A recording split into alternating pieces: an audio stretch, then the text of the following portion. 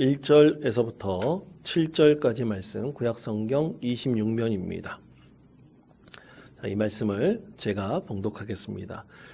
여호와께서 말씀하신 대로 사라를 돌보셨고 여호와께서 말씀하신 대로 사라에게 행하셨으므로 사라가 임신하고 하나님이 말씀하신 시기가 되어 노년의 아브라함에게 아들을 낳으니 아브라함이 그에게 태어난 아들 곧 사라가 자기에게 낳은 아들을 이름하여 이삭이라 하였고 그 아들 이삭이 난 지 8일 만에 그가 하나님이 명령하신 대로 할례를 행하였더라. 아브라함이 그의 아들 이삭이 그에게 태어날 때에 100세라. 사라가 이르되 하나님이 나를 웃게 하시니 듣는 자가 다 나와 함께 웃으리로다. 또 이르되 사라가 자식들을 정먹이겠다고 누가 아브라함에게 말하였으리요마는 아브라함이 노경에 내가 아들을 낳았도다 하니라. 아멘.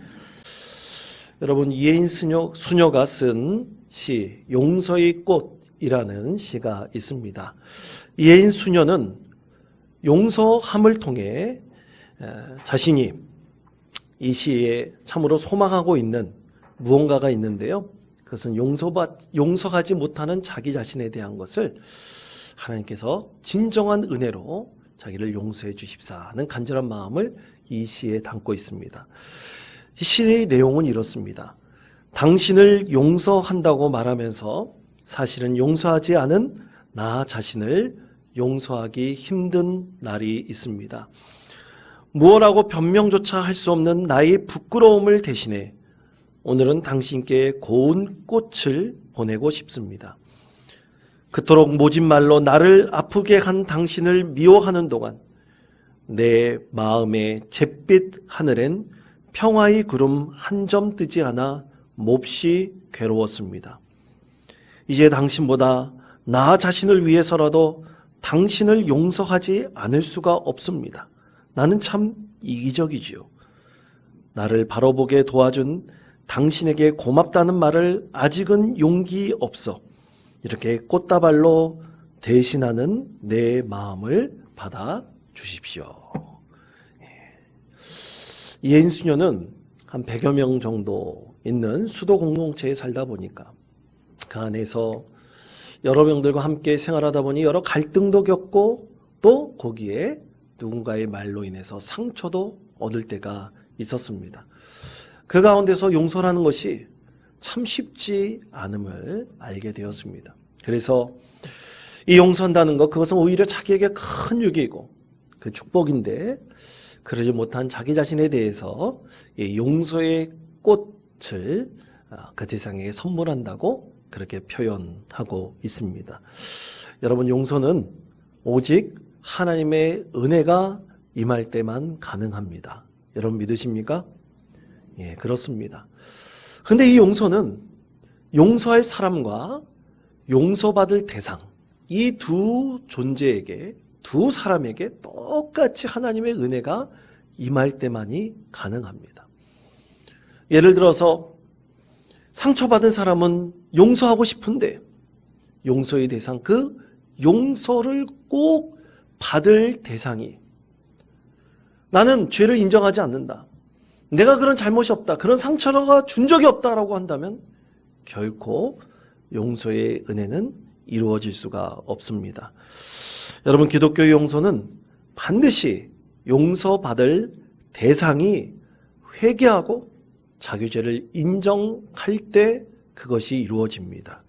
그렇지 않은 상처받은 자인 일방적인 용서란 있을 수가 없습니다.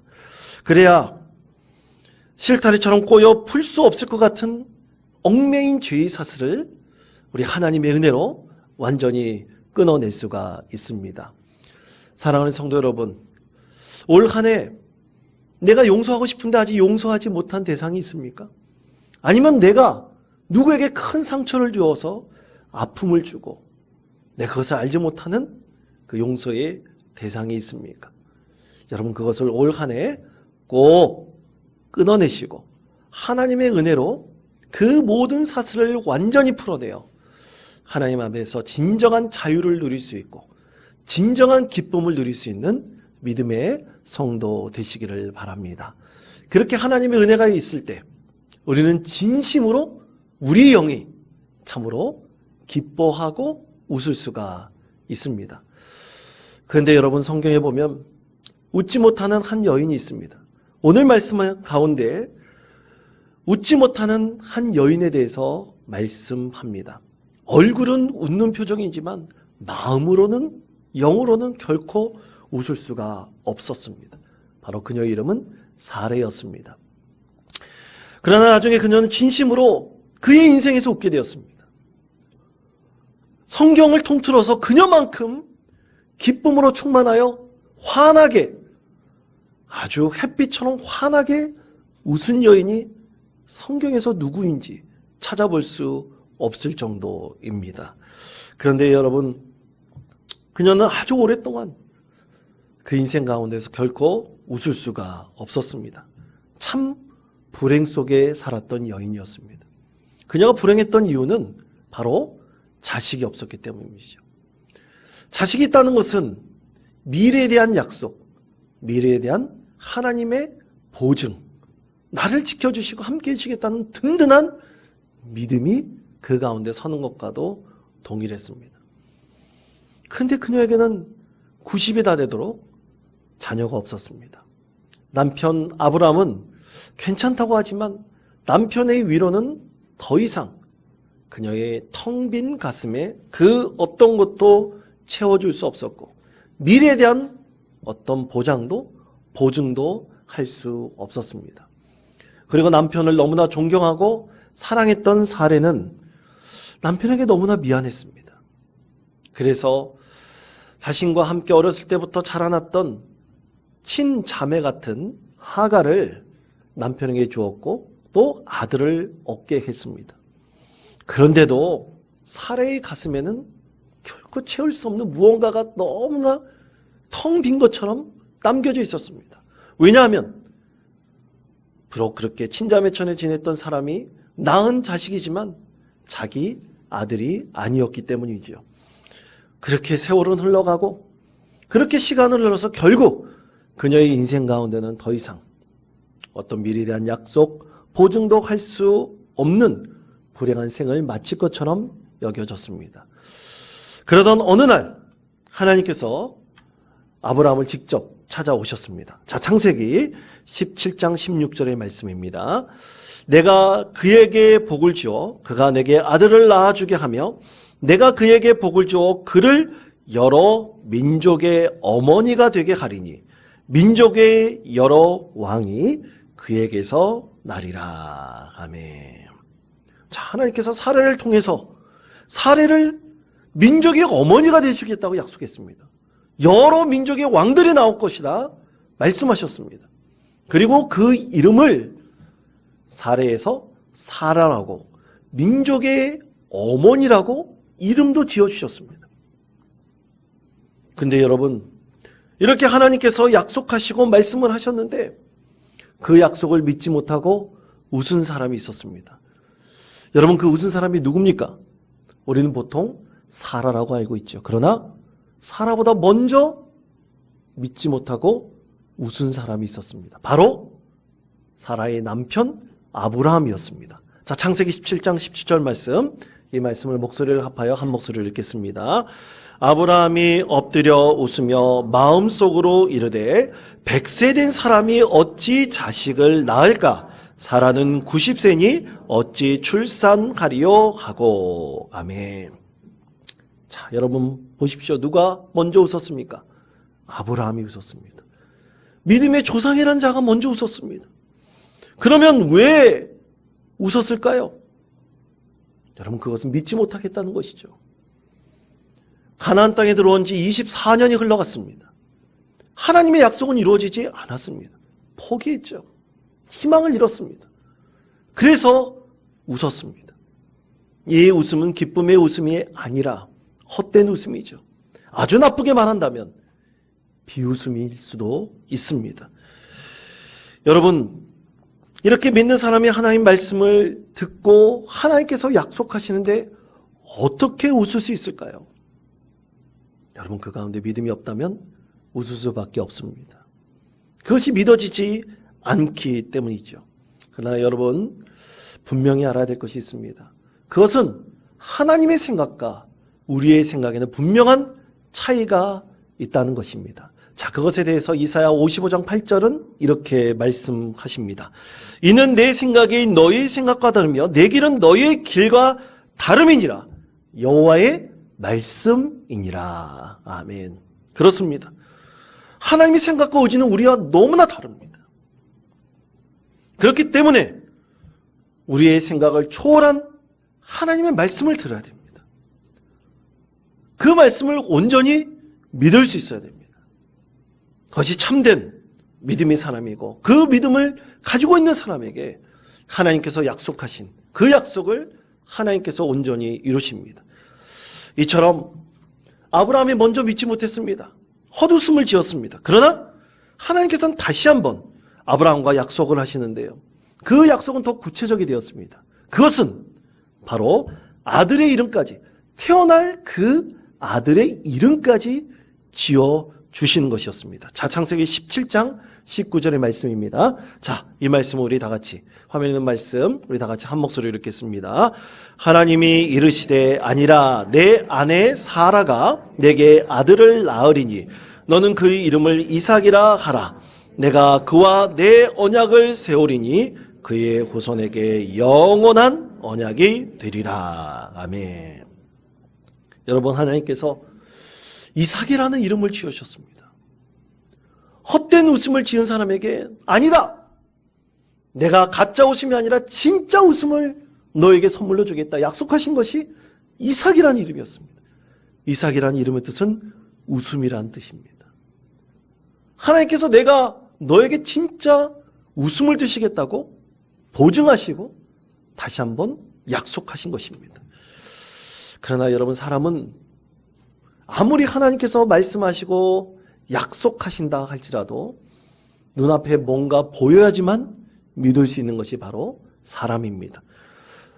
아무리 말씀하셔도 믿기 어렵습니다. 그래서 하나님께서는 두 번째 천사를 보내셔서 다시 한번 아브라함에게 약속하셨습니다. 아들이 태어날 것을 약속하셨는데 그때 믿지 못하고 또 웃은 사람이 있었습니다. 바로 그 사람이 사라였습니다. 장막 뒤에서 천사의 말을 듣고 속으로 웃었습니다. 그때 하나님께서 천사를 통해 이렇게 말씀하셨습니다. 창세기 18장 14절에서부터 15절까지 말씀입니다. 여호와께 능하지 못한 일이 있겠느냐? 기한이 이를 때 내가 내게로 돌아오리니 사라에게 아들이 있으리라.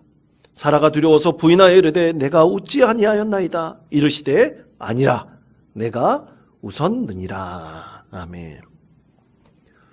이 말씀을 듣고 무서워하였던 사라는 자기가 웃지 않았다 부인했지만 아니다, 네가 확실히 웃었다, 하나님께서 말씀하셨습니다.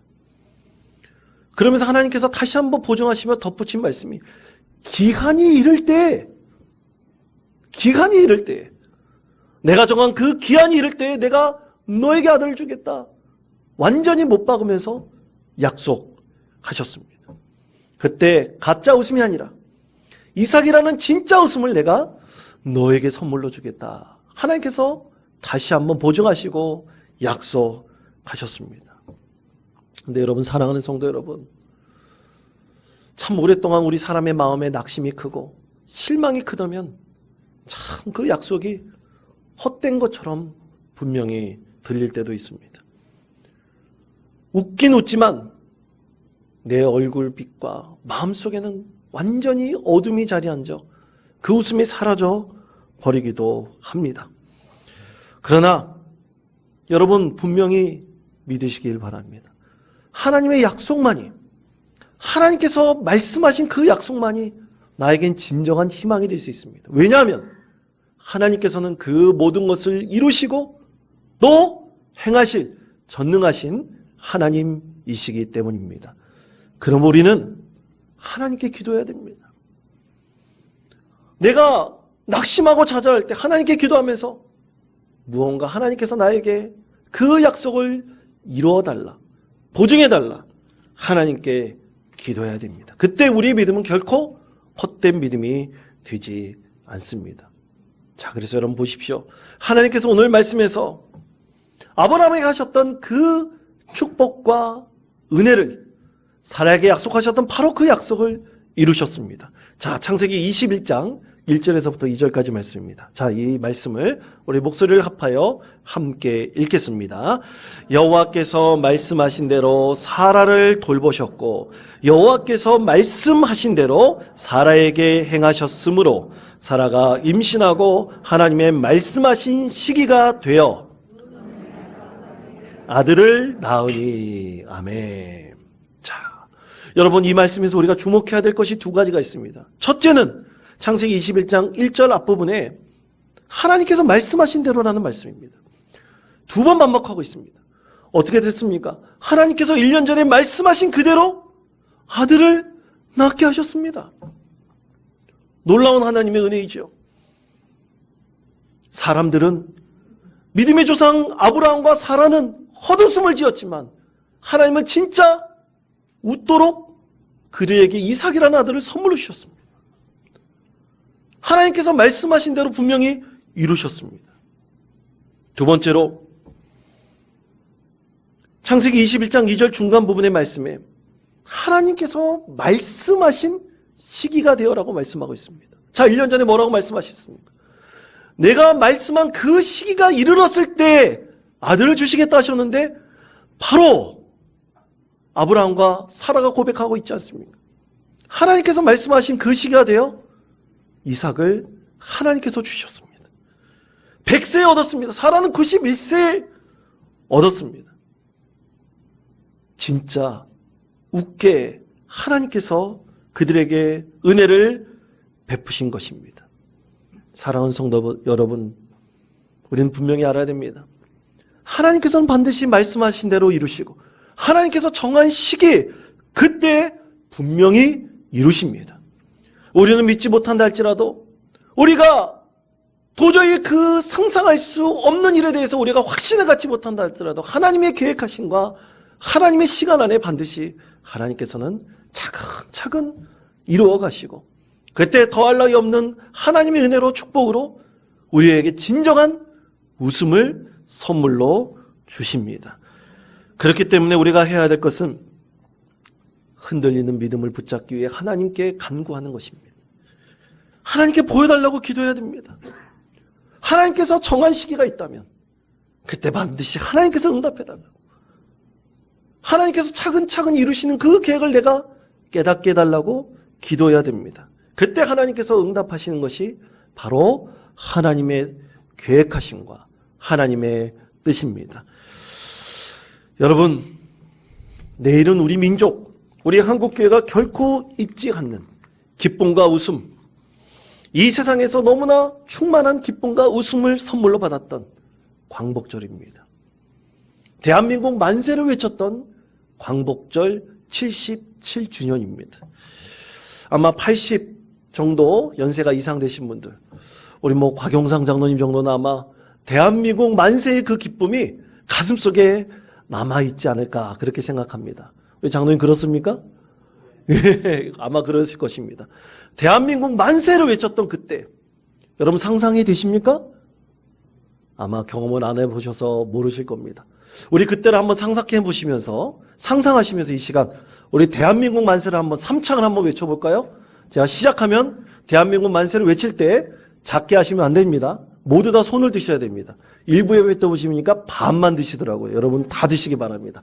자, 시작하겠습니다. 시작! 대한민국 만세! 대한민국 만세! 대한민국 만세! 아멘. 예, 여러분 가슴이 후련하십니까? 예, 그렇습니다. 77년 전에 그 기쁨과 감격, 대한민국 만세를 외쳤던 온 국민이 거리에 나와서 그 외쳤던 그 감격과 기쁨, 하나님께 주신 그 선물, 그 웃음이 우리 가운데 분명히 남아 있습니다. 근데 여러분 참으로 안타깝게도 그 웃음에 동참해야 되지만 함께 웃지 못하는 사람들이 있습니다. 지금까지 웃음을 선물 받지 못한 사람들이 있습니다. 여러분 화면을 띄워주시기 바랍니다. 제가 읽어보겠습니다. 나는 이미 용서할 준비가 되어 있다오. 여러분, 이 말은 93세의 일기로 나는 용서할 준비가 되어 있습니다. 마지막에 말을 남기고 세상을 떠난 고 김복동 할머니의 마지막 말입니다. 고 김복동 할머니는 14세의 어린 나이로 강제 일제에 끌려갔습니다. 위안부로 모진 고초를 겪다가 8년 만에 고국으로 돌아왔습니다. 근데 아무도 그녀를 반겨주지 않았습니다. 자신이 당했던 일을 누구에게 말 못했습니다. 다른 사람들은 8.15 광복절에 나가서 대한민국 만세를 외치며 그 기쁨을 선물로 받았는데, 웃었는데 자신은 웃지도 못했습니다. 그러다가 김복동 할머니는 1992년 드디어 용기를 내서 내가 성노예 피해자라고 자신의 이름을 밝혔습니다. 할머니는 돌아가시기 전까지 진짜 웃고 싶었습니다. 그 웃음은 일본의 진정한 사과 한마디였습니다. 자신의 죄를 인정하고 반성하는 그 사과 한마디, 그 한마디를 못하고 있습니다. 그래서 마지막 유언으로 나는 용서할 준비가 되어 있다고 라고 마지막 한마디를 하고 눈을 감았습니다. 그런데 여러분, 지금까지 용서받을 대상은 요지부동입니다. 오히려 부정합니다. 내가 그런 일이 없다고 합니다. 여러분, 과연 내가 그런 일이 없다고 했을 때 진실이 사라져버립니까? 그렇지 않습니다. 사랑하는 성도 여러분, 우리 한국교회는 바로 이런 이들을 위해서 지금까지 기도하고 애써왔습니다. 나라와 민족의 과거의 상처를 치유하고 새롭게 도약하여 미래를 약속받고 보증받을 수 있기를 늘 간구하고 기도하였습니다. 혹시 우리나라가 다른 나라에도 이런 상처를 줬다면 우리도 회개해야 됩니다. 죄를 인정해야 됩니다. 그래야 미래를 보증받을 수 있고 미래로 나아갈 수가 있습니다. 그러므로 여러분, 우리의 기도는 지금까지 이 받은 상처에 가슴앓이하고 있고 웃지 못하는 이들에게 하나님께서 선물을 주시도록, 진짜 웃음을 얻을 수 있도록 기도해야 합니다. 이 세상에 공의로 오시고 사랑과 소망과 그리고 믿음의 하나님께서 이것을 반드시 이루어 주시기를 우리 그리스도인들은 간절히 기도해야 합니다. 그러기 위해서 여러분, 우린 반드시 잊지 말아야 할 것이 있습니다. 과거에 있었던 모든 기록들은 결코 사라지지 않습니다. 결코 이런 일이 반복되지 않도록 기억해야 됩니다. 아직 위안부로 끌려가신 할머니들이 20여 명 살아계십니다. 그분들이 돌아가시기 전까지 사라처럼 진짜 웃을 수 있도록, 웃음을 선물 받을 수 있도록 해야 됩니다. 그것을 누가 이루시느냐? 바로 하나님께서 이루실 것입니다. 약속하실 것입니다.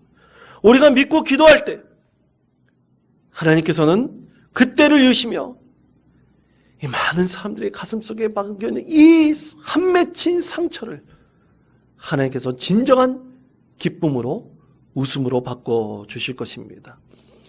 여러분, 인류 역사상 가장 많은 고난 속에 살았던 유대인들, 지금 그 유대인들이 그 유대인 대학살에 대한 기념관을 지어놓고 그 기념관 이름을 야드바심이라고 했습니다. 여러분, 자기 민족의 고통에 대해서 기념관을 지어놓고 기념한다? 또 거기에다가 이름을 지어놓는다? 상상하기 어렵습니다. 여러분, 그 기념관의 이름, 야드바심이라는 이름의 뜻은 무엇일까요? 그것은 히브리어로 기억하라라는 뜻입니다. 1939년부터 1945년까지 독일에서 약 600만 명의 유대인들이 참혹한 학살을 당했습니다. 그것을 기억하라는 것입니다. 그리고 그 기념관 입구에는 다음과 같은 글씨가 쓰여져 있습니다.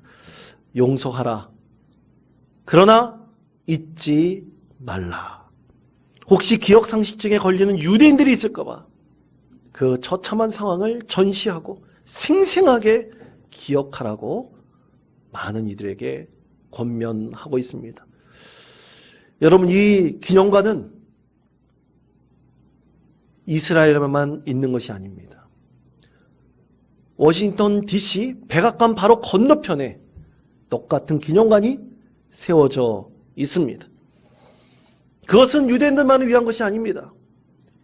그것을 방문하는 전 세계인들이 용서하라. 그렇지만 그 과거를 기억하라고 외치고 알려주고 있습니다. 다시 한번 이런 끔찍한 일들이 일어나지 않기 위해서이지요.